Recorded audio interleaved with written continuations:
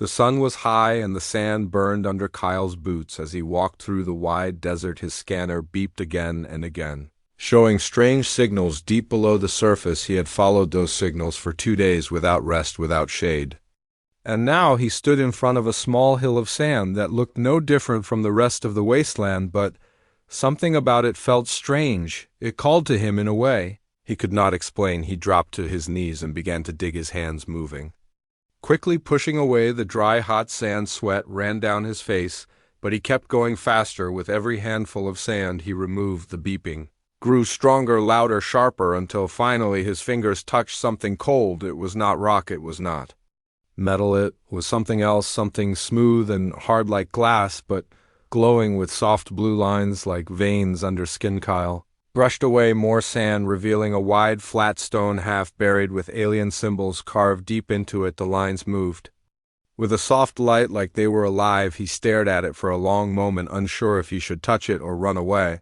But the pull was too strong. It felt like the stone wanted him to touch it, needed him to. He reached out and placed his palm on the center of the stone, and in that moment the wind stopped. The desert went silent. The air around him grew heavy, and the light under his hand brightened, like it recognized him, like it had waited for him for a very long time. Suddenly the ground trembled.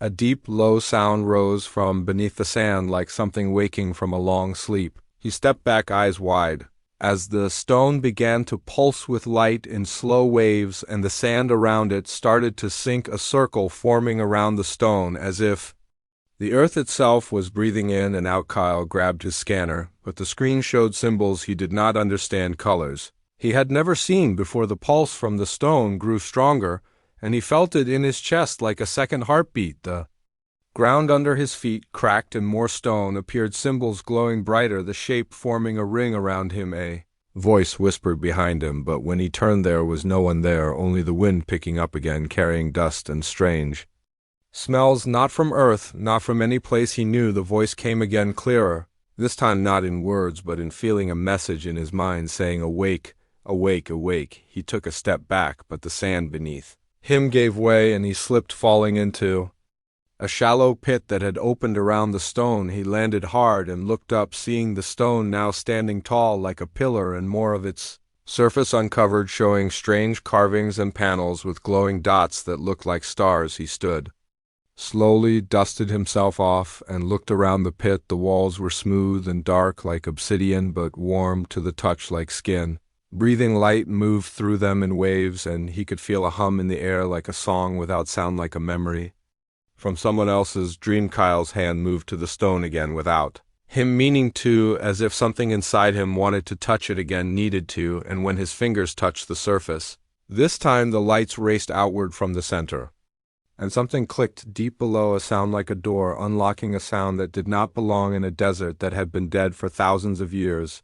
The sky above him changed, clouds forming, fast spinning in circles, and a shaft of light shot upward from the stone into the sky like a beacon calling out across the stars, and somewhere far above something answered, not with light, not with sound, but with presence, a feeling that someone or something had heard. Kyle backed away, heart pounding, breathing fast. He did not understand what he had found, but he knew it was older than Earth, maybe older than the stars themselves, and now it was no longer asleep. Now it was awake, and it had chosen him. He looked up and saw a small shape on the horizon, moving fast toward him, a figure walking through the sand, robes flowing in the windskin, pale with glowing blue eyes, a woman, not human, not fully alien either, someone who should not be there, and yet seemed like she had always known he would be. She stopped at the edge of the pit and stared down at him, then at the stone, her face unreadable, her voice soft as she said, "You touched it." Kyle nodded slowly, still breathing hard, still shaking a little, and asked, "What is it?" She looked at him for a long time, then said, "It is not a what, it is a who," and it just woke up. The wind blew harder now as the light from the stone grew brighter, and the sand began to shift again, the desert no longer silent, no longer still. Something deep below moved, something old, something powerful, and it had waited for this moment for a very long time. Kyle looked at the woman, then at the stone, and knew his life had changed forever. Something had begun, and there was no going back now. The wind screamed across the desert, As Kyle and the alien girl stood near the edge of the pit, the light from the stone, still glowing strong like a heartbeat that would never stop the ground beneath their feet, kept shaking small stones rolling down the slope, the sand hissing with each vibration. The alien girl's name was Asera. Her voice was soft, but her eyes burned with warning. She said the place was not safe, she said. The light was a signal not just to machines, but to things much older, things that once walked the stars. Before her people, before humans, before names were even spoken, Kyle wanted to ask questions, but there was no time. The sand near the stone began to split again. A wide crack opened, and the earth groaned. Like a sleeping beast waking from a dream, something was rising from deep below, something massive, cold, and not alive, but not dead. Asera pulled him back as the stone dropped down into the crack like a key sliding into a lock. A circle of glowing rings followed it down, spinning faster and faster. Lights flashing in patterns no human had ever seen before. The symbols were moving across the surface, changing shape and color like living things. Then the desert floor collapsed. A great section of the sand vanished into the ground, revealing a wide staircase made of black metal that hummed with each step. It was old, covered in dust, but not broken, not worn. It looked untouched by time, like it had been waiting. Kyle and Asera stood at the top of the stairs, neither speaking, both feeling the same pull, the same fear, the same strange need to go down. Asera said this place was a temple built by the first ones, but not for worship, not for peace, but to hide something too dangerous to destroy. They walked down slowly, each step lit by a soft blue glow. The air grew cooler, heavier. The hum of machines deeper below grew louder. The stairs led to a wide stone platform with walls made of glowing crystal. The colors shifted like water moving under light. A door stood in front of them, smooth and tall, with no handle, no lock, no hinges, only a single stone plate at the center. It pulsed when Kyle stepped near it. Asera stopped him, her hand on his arm. She said no one in her history had ever opened the door, no one had ever even seen it glow. Kyle reached out his hand again the way he had above. When he touched the first stone, his fingers brushed the plate, and it warmed quickly. The door trembled, then split open down the middle without sound, without force. It simply moved like it was made of air, not stone. Behind the door was a massive chamber, filled with columns that reached far above. Glowing symbols floated in the air, spinning slowly. Some showed stars, some showed ships, some showed faces, not human, not alien, but something in between. Something that made Asera step back with fear in her eyes. Kyle walked forward, drawn by something he could not name. The floor lit with each step, and a new voice whispered, not in his head, not in his ears, but in the air itself. A voice that said, welcome. A voice that said, at last. A machine sat at the center of the room, shaped like a sphere, covered in eyes and lines of light. It hovered silently, but turned when Kyle got close, scanning him from head to toe with beams of blue and green light. The air grew warmer. The lights around them began to spin faster. The machine spoke in a voice that felt like music mixed with thunder. It called him Keyholder. It said the long sleep was over. It said the vault had opened, not by force, but by right, not by mistake, but by return. Asera watched from behind, her hands shaking, her voice low. She said, this is wrong. This is not for us. She said, the guardians will come now. They will feel this light. They will follow the song. Kyle turned to her, asking, what guardians?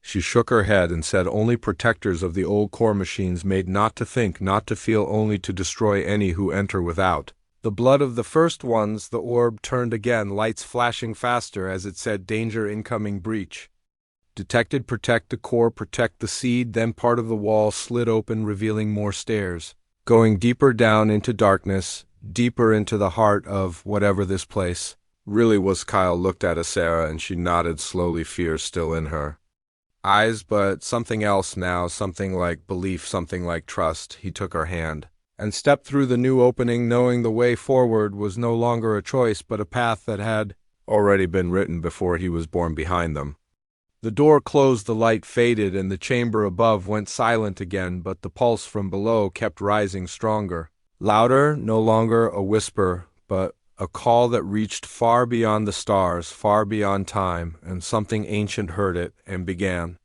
to move deep under the desert. Something opened its eyes for the first time in 1,000 years, something with metal skin and fire in its chest, something that remembered war and now remembered its duty again. The stairs seemed endless as Kyle and Asera moved deeper into the darkness, each step lit for only a second before the light behind. Then faded again. The air was cold, but not dead. It felt like something was breathing around them, slow and silent. And ancient the walls were smooth and made of a strange metal that reflected no light, only shadows. Kyle looked back at Asera, but she said nothing, her eyes focused ahead, her body tense, her hands close to her side, ready for anything. The orb floated beside them, humming softly, its many glowing eyes watching everything at once. Its voice was gone now, but the hum remained steady, like a silent warning. The tunnel opened into a wide chamber filled with floating lights like stars hanging in the air. Slow and silent, each one blinking in a different pattern. The floor was covered in dust, but the dust was gray, not sand, not dirt, but something else, something that smelled like burned stone. As they walked between the floating lights, Kyle began to hear a sound. It was not loud, not clear, but soft like a whisper behind a door. He stopped and turned, but there was no one, only Asera and the orb and the stars in the air. The whisper came again, closer this time, and clearer. It was not words, not language, but feeling. Kyle took a deep breath and listened again. This time the whisper entered his mind. It touched something inside him, like a memory that was not his, like a voice from long ago that still remembered his name. He fell to one knee, holding his head, the voice saying, "Awake, awake, awake," again and again. Asera rushed to his side, her hands on his shoulders, her voice shaking as she asked what he heard. Kyle opened his mouth, but only one word came out: builders. The word felt heavy like stone and fire, like it did not belong in his throat, but it had to be said. The orb floated closer, its lights flashing fast. Now its hum louder. It said, "The memory link has been reestablished." It said, "The core has accepted the bond." It said, "The gate will open soon, and all things will be known." A wall to their right shifted, and a panel slid open, revealing a new path lined with tall stone columns, each one marked with strange, glowing mark symbols that moved like waves of light across the surface. Kyle walked forward slowly, feeling the voice in his mind grow louder, not painful now, but clear and full of meaning. The new room was filled with machines, tall and dark, with eyes that did not blink, cables running from the floor to the ceiling like roots of a great tree. At the center was a platform made of glass with a single seat. Shaped like a circle around it were walls of light, showing images moving fast, stars, battleships, and faces. None of them human, but some very close. Kyle stepped onto the platform, and the orb followed, hovering above the seat. The orb said, "Place your hand on the stone and receive the gift of memory." And Kyle did not hesitate. He reached out and placed his palm on the glowing disk in front of him. Everything changed in that moment. The lights exploded around him, and the room vanished, replaced by a sky full of stars and ships and strange planets. Kyle floated through it all, not with his body, but with his mind, the voice guiding him, showing him everything. He saw the builders, tall and strong, their bodies like humans, but their eyes full of light, their hands building ships and machines and great cities on worlds that no longer existed. He saw them create the core and place it deep in the desert, a seed of power meant to protect the galaxy in a time of great darkness. Then he saw the fall, a great war with shadows that moved like smoke, creatures that could not be killed, only sealed. The builders fought until only a few were left. They hid their tech, their knowledge, their power in vaults like this one, waiting for the day one of their blood would return. The vision faded, and Kyle fell to the ground, gasping for breath, sweat covering his skin, his heart racing. Asera helped him up, her eyes full of questions, but Kyle only said one thing: "I saw them, I saw everything." The orb floated high above them, and its voice returned clear and loud, saying, "The vault has been activated, the protector has been chosen, and the time of waiting is over." Then the orb's lights turned red, and it said, "Breach detected, energy spike in outer perimeter, guardians are coming." A loud crack echoed through the halls, and the ground shook again, dust falling from the ceiling. Machines along the walls began to glow and shift, metal limbs stretching from hidden chambers, eyes lighting up one by one. Asera pulled Kyle back, saying, "We need to run now." They turned and ran down the hall, the orb flying ahead, showing the way behind them. The guardians stepped from the walls, tall, armored shapes with blades for arms and no faces, only glowing red light where eyes should be. They moved with silent purpose, hunting the intruders who had awakened the core. Kyle and Asera reached a chamber with a large round door. The Orb said the key must touch the seal or the way will remain closed. Kyle stepped forward, placed his hand on the door, and it opened with a slow, deep groan revealing more stairs, more darkness, more secrets hidden deep below the sands as they stepped. Through the door the orb whispered something strange. It said, "You are not just the key holder, you are the last of their blood and the first of the new." And then the door closed behind them, and the darkness swallowed everything once more. The stairs twisted downward as the sounds behind them grew louder. Each step shook under their feet as the ancient machines above came to life. One by one, their red lights glowing like fire in the dark. Kyle held Sarah's hand tight as they ran deeper into the unknown, the orb ahead casting soft blue light across the black walls. The deeper they went, the warmer the air became, like the vault itself was breathing. Slowly, like something alive, waiting for a signal, the path ended in a massive round chamber. With no doors, only a wide floor made of metal, covered in circles and lines glowing like stars in the sky. Kyle stepped into the center, and the floor responded, lights flashing under his boots. The orb said, "This is the command core of the vault." It said, "From here you can control all functions of the pyramid, but only if the bond is complete." Tira looked around, her voice shaking as she said, "We should not be here. This place is not for us. This place is not meant to be touched by people like me or you. This is power from the first age." Kyle, but he did not answer. He felt something pulling him toward a small platform at the back of the chamber. There stood a tall stone covered in symbols, the same kind as the one he found in the sand, but now they moved across its surface like liquid light. Kyle reached out and touched it. The moment his skin met the stone, everything changed. The air went still, and a wave of heat rushed through the chamber. The orb rose higher above them, and its lights turned from blue to gold. It said, "Final sequence initiated. Vault interface fully active. Welcome, keyholder, to the heart of the builders." Last gift. The walls around them shimmered and began to shift, moving like glass, turning into windows showing other chambers filled with machines, weapons, star maps, and statues of beings long gone. Kyle stepped back as one image showed a planet being torn apart by fire. Another showed a fleet of ships vanishing into light. Another showed a machine with wings, holding a sphere like a sun and placing it into a dark sky. Sarah covered her mouth, unable to look, her eyes wide with fear and wonder. Then came the noise, a deep grinding sound from above. The orb said, "Intruders detected. Defense units approaching. Prepare for contact. Prepare for test of command."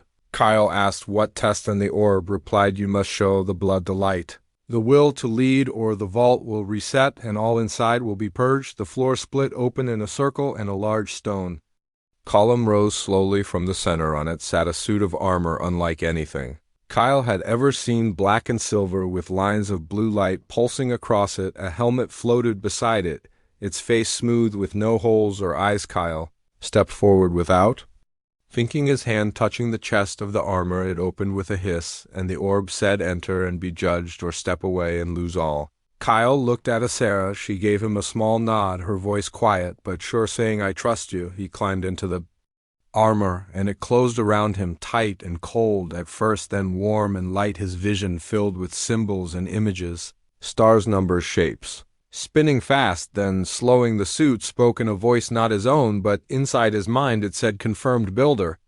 Line present. Welcome, protector." The door behind them burst open, and the first guardian entered, tall with 6 limbs, blades spinning, glowing red eyes locked on the intruder in the armor. The orb said, "One test must be passed. Survive and prove command, or fall and be replaced." The guardian charged fast and silent. Kyle raised his arm, and the armor responded. Light shot out and struck the machine, pushing it back, sparks flying across the floor. Another guardian entered, then another. The armor moved with Kyle's thoughts spinning, striking, dodging faster than any normal human could move. Sarah watched from the side, her heart racing. She had seen many weapons in her life, but nothing like this, nothing that moved like a storm, nothing that fought like a star on fire.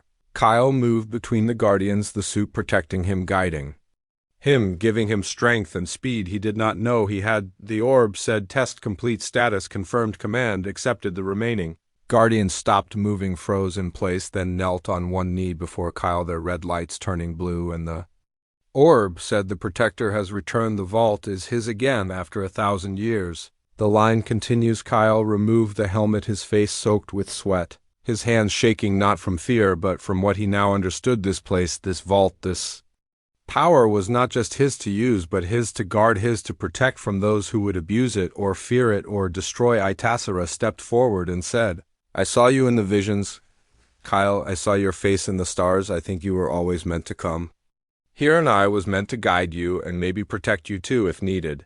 Kyle nodded slowly and said, "Then we go deeper because this is only the beginning." The orb moved to the center of the chamber and said, "The seed chamber awaits below, but once opened, it cannot be closed. Once started, it must be finished. Once awakened, the truth cannot be hidden again." The ground trembled and a soft light rose from the center of the floor. Kyle looked down, then at Asera, then at the vault around them, and said, "Let's finish what they started," and together they stepped forward into the light. As the chamber opened once more, the light from the floor wrapped around Kyle and Asera like a rising mist, soft and glowing and warm. It lifted them gently downward into a hidden place far below the command chamber. The orb followed close, its lights pulsing slowly as if sensing the power ahead. They landed in silence, feet touching smooth black stone under a ceiling filled with stars, not real stars, but lights arranged in the exact pattern of the sky long ago, a sky before Earth, before Asera's world, before the fall. The orb said, "Welcome to the seed chamber, the place of memory, the place of truth." In the center of the chamber stood a great tree made of crystal, its branches reaching toward the ceiling, glowing with white light. The roots sank into the floor, pulsing like veins. The orb hovered near it, saying, "This is the seed of knowledge created by the builders before the last war. It holds all their memory, all their design, all their pain." Kyle walked closer, drawn by something deep inside, something more than curiosity, something that felt like coming home. The tree responded to his presence, its glow rising, its roots shifting, its leaves of glass singing soft notes that echoed across the chamber. Asera stayed back, her eyes wide, her hands shaking. She whispered, "I feel like it sees me, like it knows everything I ever did, everything I ever thought, everything I ever feared." Kyle reached out and placed his palm on the trunk, and the light flowed into him, not blinding, not burning, but heavy with meaning. Visions filled his mind, worlds growing under builder hands, machines lifting mountains, ships sailing across galaxies, and people standing tall and proud with fire in their eyes and stars in their blood. He saw their rise, their peace, their dreams, and then the war shadows without shape devouring planets, voices crying out in the dark, and builders falling one by one. He fell to his knees, unable to breathe. The truth, too large, too deep. The tree showed him more, not just what happened, but why they fell. The builders had grown proud, too proud to listen, too proud to change. They trusted their machines more than their hearts. They built weapons that thought for themselves, and when the shadow came, those weapons turned cold and silent, refusing to fight, refusing to feel. The orb said, "The builders sealed this vault to keep their final hope safe, not for themselves, but for those who came after. Those who would remember, those who would feel, those who would rebuild, not as gods, but as guardians." Kyle looked up and asked, "Why me? Why am I the one?" The orb replied, "Because your blood remembers, because your hands still build, because your heart still wonders, and because the seed knew your name before you were born." The crystal tree shimmered, and a piece of its trunk opened, revealing a small sphere glowing softly. The orb said, "Take it.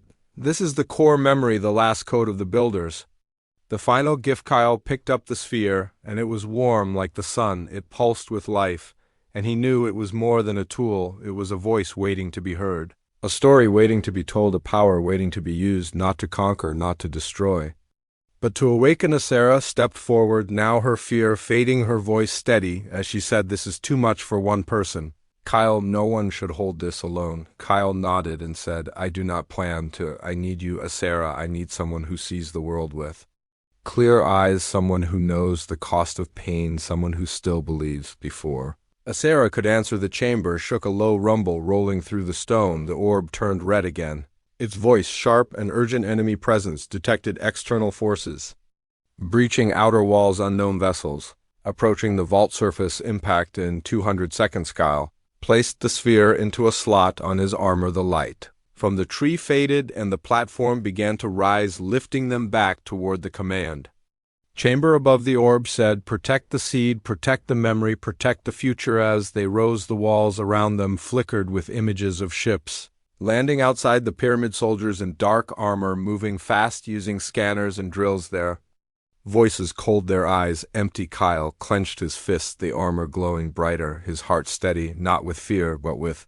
purpose. They reached the top, and the Guardians stood waiting, eyes blue, weapons ready. Kyle stepped forward, and the armor spoke through him. Activate surface shield, prepare all systems for defense. Engage non-lethal protocols until direct threat confirmed. The orb said command accepted, all systems ready. Sarah looked at Kyle and said, they will not stop, they will come again and again until they take everything. Kyle looked at the sky through the now open ceiling, saw the black ships falling from the clouds, and said, then we show them what it means to be human, what it means to protect what matters. The light from the vault rose with him, and the desert began to shift, the pyramid pulsing with life again, the machines of the past, rising not to destroy, not to conquer, but to protect, the last seed of a forgotten race and the first hope of a new one. And in that moment, far above, the stars blinked once, and somewhere deep in the silence of space, something ancient turned to listen. The sky turned dark as enemy ships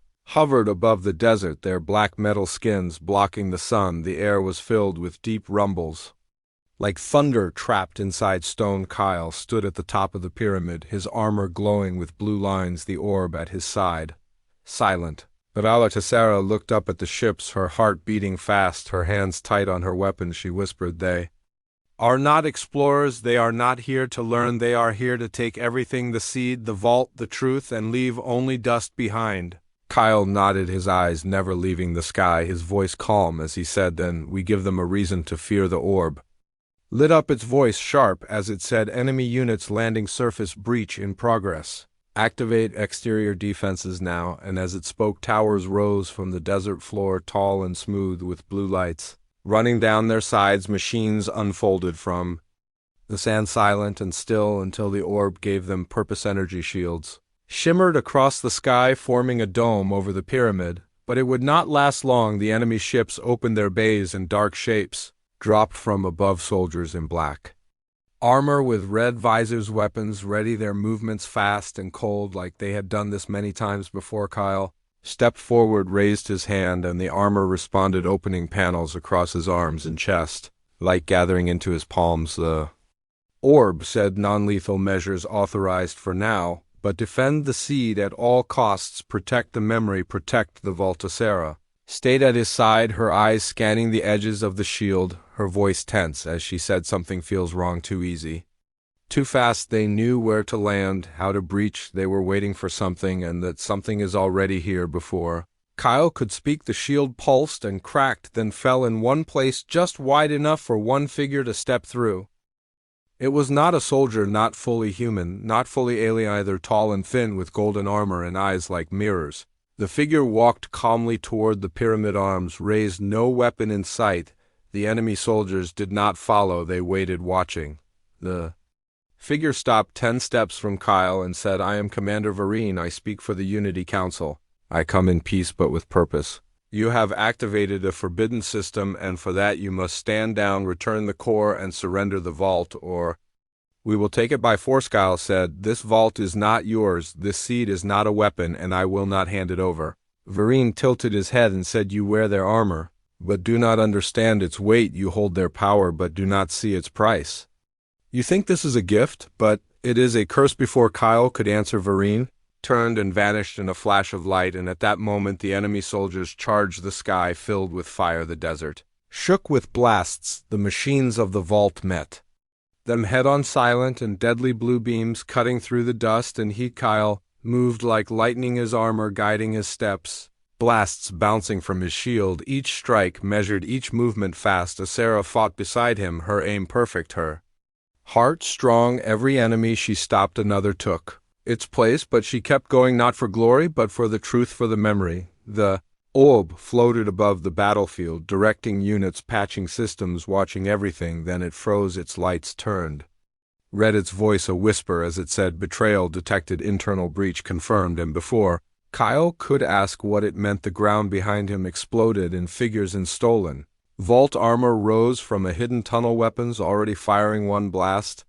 struck Sarah, and she fell hard, her body still. Kyle screamed and ran to her, but more blasts hit his shield, Pushing him back, the orb said, "Internal systems offline, core at risk. Fall back now," but Kyle refused. He picked Sarah up, held her close, and ran into the vault as the entrance sealed behind him inside. The vault, the walls flickered dim, the power fading, the machines. Still, the orb said, "A traitor was among us, one who learned the codes, one who opened the door from within. They are after the core, not to use but to erase, to keep the truth buried forever." Kyle placed Sarah on a healing platform, her breath shallow but steady. The armor opened, and he stepped out, weak but burning with fire. He said, "No more running, no more waiting. If they want the truth buried, then I will raise it higher than the stars. I will show every world what the builders left behind." He walked to the control chamber, placed his hand on the seed, and said, "Activate broadcast mode. Show them everything. Show the war, show the fall, show the hope." The orb paused, then said, "Command accepted. Beginning broadcast to all channels. Signal will reach every colony, every planet, every ship outside the vault." The battle paused as skies across the galaxy flickered with light, and images poured into every mind, every screen, every heart. The truth spread like fire, not just of the builders, but of Kyle, of the fight, of the choice ahead. Varen stood on a cliff far from the pyramid, watching the signal rise, his face calm, but his voice bitter as he said, "The seed has awakened, and the galaxy will never be silent again." His soldiers paused, unsure for the first time, and deep inside the vault, Sarah opened her eyes, her voice weak but clear, as she said, "We are not done." "Not yet," and Kyle smiled because he knew the real fight had just begun. The lights inside the vault burned brighter than ever. The seed pulsed with power like a second sun rising underground. Kyle stood before the crystal tree, his armor glowing, his hands shaking. The orb floated above him, its voice steady as it said, "The broadcast is spreading, all systems stable, but threats remain close and more are coming." Sarah sat on the healing platform, her strength returning, her eyes locked on Kyle. She said, "The galaxy saw the truth, but some will not accept it. Some will fight harder now, because truth breaks control and fear feeds power." Kyle nodded, his eyes cold, his voice clear. "Then let them come, because we will not run again. We will not hide. We will not be silent." The vault shifted around them, walls opening to reveal new chambers full of machines, weapons, and knowledge long sealed. The orb said, "These are the last gifts of the builders, meant only for the chosen, meant only for the one who wears the core, meant for the protector of the seed." Kyle walked through the glowing halls, each step lighting the path, each wall telling a story of a lost time, a golden age, broken by pride and darkness, but never forgotten, and now not gone, because the memory lived on in the vault, in the seed, and in him. A great door stood ahead, smooth and black, without symbol or mark, but the orb said, "This is the heart, the true center, the final chamber. It has never been opened since the fall, not until now. Not until you." Kyle stepped forward, placed his hand on the surface, and the door dissolved into light, revealing a vast space filled with stars, not real stars, but memories floating in crystal spheres. Each one a world, each one a voice. In the center stood a pedestal with one final sphere, larger than the rest, glowing white with streaks of gold. The orb said, "This is the origin core, the first spark the builders made. It holds the code to wake the stars, to build worlds, to reshape space itself. It is power beyond all known. It is also the last breath of the builders." Kyle touched the core, and a voice filled the room, deep and warm and ancient. It said, "You have come far, child of Earth. You carry our strength and our pain, our hopes and our fears. The vault has tested you, and you have not fallen. Now you must choose what comes next." Sarah stepped beside him, her face calm, her voice strong. She said, "They will never stop hunting us. They will not rest until this power is buried again or bent to their will. But if we use it to build, not to burn, if we share, not hide, if we trust, not fear, maybe the galaxy will change." Kyle looked at the core and said, "I do not want to be a god. I do not want to be a weapon. I only want a future one where no child fears the stars, where no truth is locked behind walls, where no voice is lost to silence." The core glowed brighter, and the voice said, "Then speak the command, and the seed will rise." Outside the vault, the enemy gathered, their numbers vast, their ships black and cold. Vareen stood at the front, his eyes fixed on the pyramid, his voice hard as he said, "They chose light. Now we show them what darkness truly means. Prepare the strike." All units fire at will, but before the order could be given, The ground shook and light shot from the top of the pyramid, a beam so bright it turned night into day. The desert split as the pyramid rose higher and higher, machines unfolding wings of metal, spreading wide, the voice of the core now heard across every system saying, "This is not war, this is not death, this is awakening." The beam touched the clouds, and from the clouds came rain, not of water, but of light, falling on cities, healing broken ground, mending damaged ships, opening sealed mines across. The galaxy people stopped, weapons dropped, silence grew, and in that silence came Hope of Eren.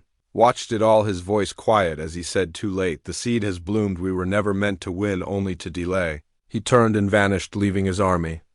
Without command, his fleet drifting without aim, Kyle stood at the top of the pyramid. The armor gone, his hands open, his eyes full of light. The orb said, "The core is safe. The signal will remain, the vault is now part of the stars, and the builders sleep." Once Moria Sarah joined him, her hand in his, her voice soft but proud. She said, "We did not end the story, we began a new one." And Kyle smiled because he knew she was right. The war was not over, the struggle would return, but now the galaxy had truth. And truth was the strongest light. The pyramid settled into the earth, no longer hiding but standing tall, a beacon for all to see, and above it the sky was clear, the stars shining brighter than before, as if they too believed again, as if they too remembered. Then, deep inside, the seeds still pulsed, waiting not for orders, not for control, but for wonder, for courage, for hands that build, not destroy, for hearts that dream, not fear. And in that quiet heartbeat the future began to grow.